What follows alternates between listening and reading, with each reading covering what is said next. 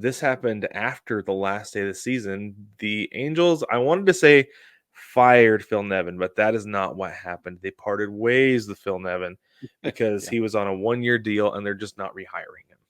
Not going Right. to bring him back. Okay. That's it.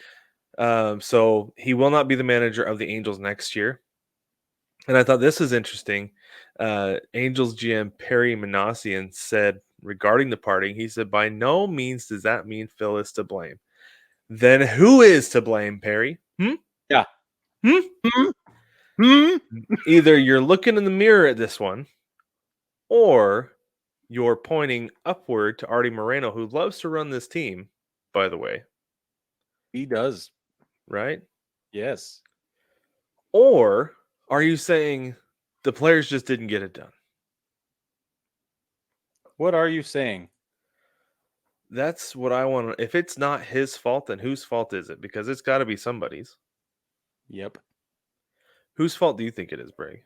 I think it is Artie Moreno's. That's what I think.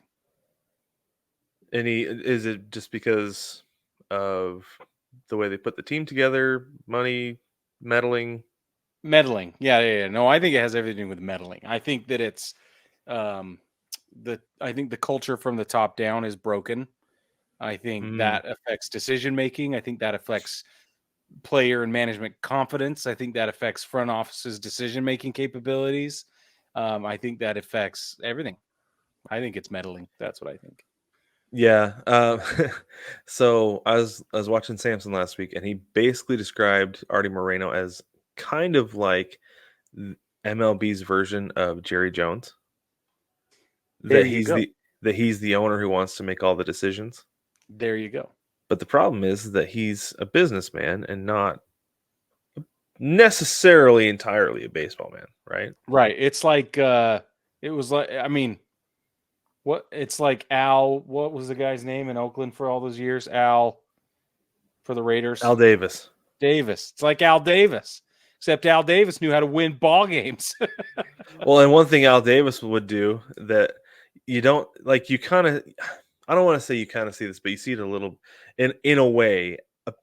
I've heard a lot of people talk about how whoever was coaching the Raiders at the time would go over to the sideline phone, pick it up.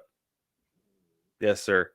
And then he Yeah. would put it down, and everybody would go, they're going deep, because it was Al Davis calling down to the Yeah. coach saying, call a deep ball on your next play. And so they would throw a deep every single time the coach got off the phone with Al Davis. You know who It was a lot of the time? John Madden. Yeah, He was it's the head true. coach for a long time in Oakland. Yeah, he was. But the thing that I feel like kind of goes on along those lines is what we saw with the Blue Jays in the wild card round, where it's like Mm. the front office has a predetermined plan of how they want things to be, and you're going to stick to it, Mr. Manager. Yes. Or is it just manager? I think we just call him Mr. I Just think it's just manager. manager, just manager. But Mr. Dude.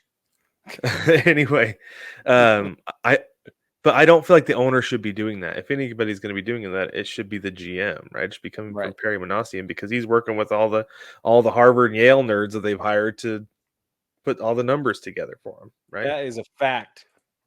So, Yeah, I anywho, agree with that. no, I think you're right though. It's top down. There are some issues in Anaheim, and I don't think that they will be resolved until he finally sells the team, whenever that may or may not be. Yes. It may not is more accurate.